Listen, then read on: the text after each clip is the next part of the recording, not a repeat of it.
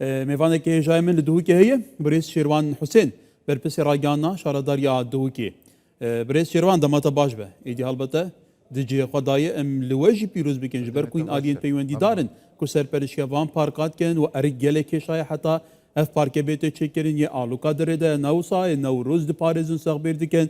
بفکر پارک سر هلدان روشا دوه که تایبتی جار یه جنگی و پاقجی خواهنگی دی برکی و چید گلو بله ایکش خونت باجروانی دو که بو کو پارک سرهلدان بیت جیبه کرن و الحمدلله بدلت خوش و ماوی ساله که ده جیبه کرن کوالیتی اکاس دیف استاندارد جهانی 122,000 متر دجاری بخواد گیریتن کو بریانو ها الپارک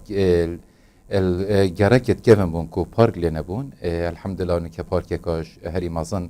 بو تا خاطر وکرم که تا خسر هلدان و بروش که بدلت خوش و دیسا پارک البردوام پارکت بچیکت ناوا گرکا کو هش پارکت نه شکرن و پارک آلوکا کو میلیون کو 575,000 متر دجاری بخواد گیریتن یکیش هر پارکت مازنت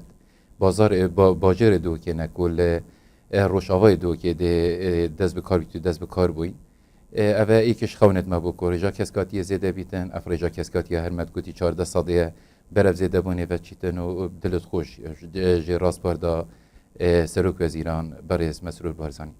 ولی که شران و کو سروک وزیران پاجی گوتی تاخ سر هلدان و بروش که او تاخنویر توزانی جی خلکی و او خلکنه که به صدام روشا امنی گوندن خواهاتنه بگمان در بدر بونه تایبتی جی خلک دورین سنوریه لناف دوسکی جوریا و ریکان یا و نیروی یا و نهیل یا و برواری جوری و جیریا و ایتروی دبری خاله بگیره خلک هات که خلکی که فقیره شوراشگیره او انگله که شانه که در بدری ایران ترکیه بونه سال نوتان و گریانه ایدی روشا کدن ها انحال وی دبرینه که واتا بو خلکی وی دبری وان تا خواب خواه اوه تا چند دسکفته کدن نگلو بله وکی تماج پیکری کو تاخت کفنت باجر دو که نه بر انو که تاختنی گرکت و باغچه و کسکاتی نافده های لیوا تاخا ببهر بونش باغچه دلت خوش و کش هجی تشت جوان و تشت مازنن اف باغچه و هات چکرن خبنه که باجر دو که بو و ام دل خوشین کو بو وی تاخیات یا وکرن و روشلات دو که وکری سر و سیمای باجر دو که جی به جوان بیتن هر کسی بیتن قصد دو که بکتن بله که واتا لگور ستانداردن جیهانی گلو رژه کسکاتیه کل دو که هیه به وکرنا پارک سر هلدان گش که آستین ستاندارد آستین پیدوی بله نوکه گشت رژه 15 ساده از بیوی مهکر پارکا آلوکا بیتا وکرن درجه کسکاتی زور زیده بیتن و دنیزکی استانداردی بیتن و ان بردوامین سر رجا کسکاتی که نبس اف پارکن هم ناراستین اشراس بادا سروک وزیران و ایشالا دید بردوامین و رجا کسکاتی وکیا همی جهانی لکن و بلکی باشته لبکن بله جیاوازی پارک سرهلدان به خدمت گزارین خواه به بگمان دیزاین خواه و دیگل پارکندن کن حال دوه که نچنه گلو چه تشتکی نولو ویره هیه بله وکی آماجه پیاتی کرن بری مجی کو اف نافرا لهات یا چکرن اف شلال و سیپل لهات نچکرن دیسان او کافتریا کشک جهری نشنا هولات یعنی کوچن سردانه بکن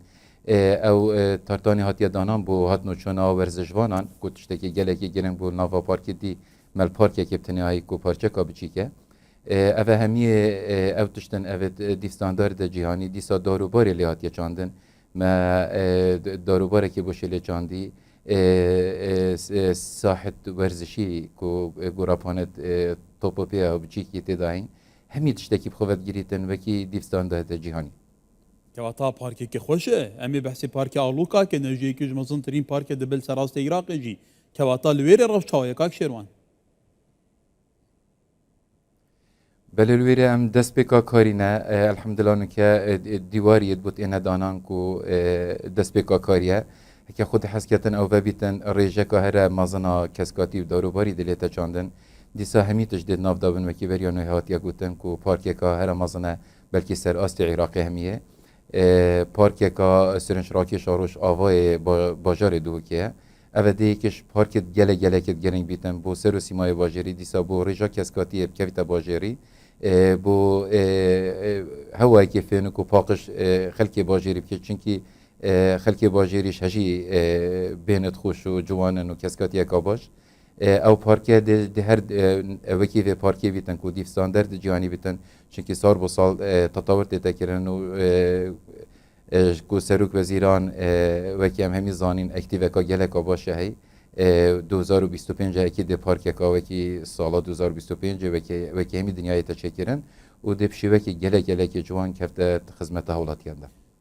باجار دوکی و که باجار و که سنتر یکیش پاکشترین باجاران لسراست عراقی دیگه آلیان دا دوکی یل پیشه لی سرک وزیران جی که سرنجال سرهنده بول در دورین دوکی لحاوینگان خلک که پیگیرنینه به پاراسنا جنگه تشتات تاوینی دی حتی گشکار جی گلو هن و کشارداری تا چند گرنگ بگمان پابندبونی نیاسای اجرات تون تبن لهم بروی خلکی که بدویا دوری نپارزید چه بهته گرن؟ بله سروکاتی باجروانی کوروجانه پاکجی هر سحار است بیده هم دست بید کن لی اف دیاته گویی گله کاگیرن بکو خلکی که جوایی هبیتن تاری کار بند گل با کارمند داشتن که اوجی هر مروف نواستیان یا هی دیسا هکی مروف جنگه نپاریزیدن هشکو مروفی مالاخو نپاراستی وکی سروک وزیران گویی کو مالا میامزنه دفی هم پاریزین برمایکت خوراکین کارمندی نواستین دیسا باجر خو کو سر است عراقی تم باجر کی پاکجیا خو نهلین دا کویتن و هر بمینتن سروی روشا جوانیه انشالله خلکی باجر جی یتگشت یا ده تاری کار بنو در باجری راگیرین